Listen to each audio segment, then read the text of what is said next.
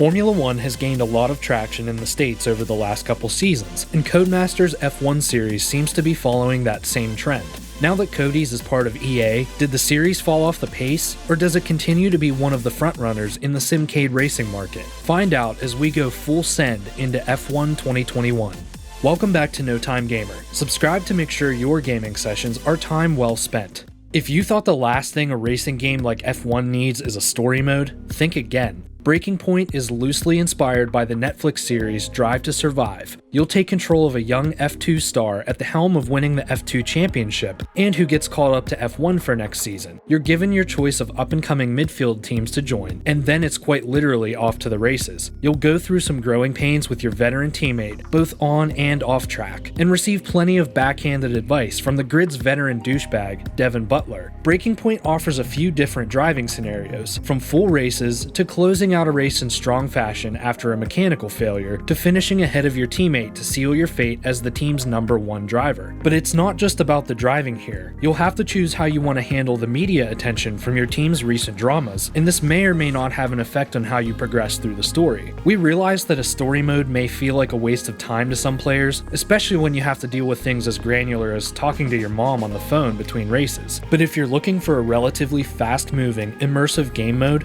we urge you to give Breaking Point a shot. One of the other biggest additions to this year's title is 2-player career mode. Career mode has always been fun, but now you don't have to go it alone anymore. Pick a friend to race with and you can embark on a full F1 career together. There are 2 ways to do this: contracts mode or co-op mode. In contracts mode, you and your friend will be fully independent drivers from each other, and you'll both be fighting for the next big contract to move teams later in your career, potentially separately. In co-op mode, you'll be teammates permanently and will move teams together if the opportunity arises. Under the covers, the career mode play is generally the same as single-player mode. Manage R&D for your cars, upgrade your team facilities, earn cash to upgrade your driver's characteristics, and more as you advance through either a full-length F1 season or an abbreviated season with only the tracks that you both like to race. While this definitely spices up the career mode, we did encounter a few bugs early on. It seems like there's some kind of bug with classification after qualifying and race sessions. In the opening weekend of our season, Andrew was knocked out in Q2 and I advanced through to Q3 in 6th place, but when the round was actually over, I was shown in 10th place, still through to the next round, but something seemed to have glitched. And again, in the first race, I was set to finish well into the points while Andrew was a little further back, but I spun on the final lap and was forced to retire with terminal damage. Unfortunately, this somehow also ended Andrew's race, and he was actually classified lower than I was in the final race standings, even though he was set to finish. We're hoping this was a one-time bug, but we'll keep playing to find out. On the topic of bugs, there's one more to highlight. We noticed some issues with force feedback while playing with the racing wheel. We played with the Thrustmaster TMX and a Logitech G920 and experienced magically disappearing force feedback during Breaking Point, career mode, and online play. There doesn't seem to be a trick to stopping this from happening mid-race, so be prepared for your racing wheel to go light as a feather at random. We really hope this one gets addressed soon.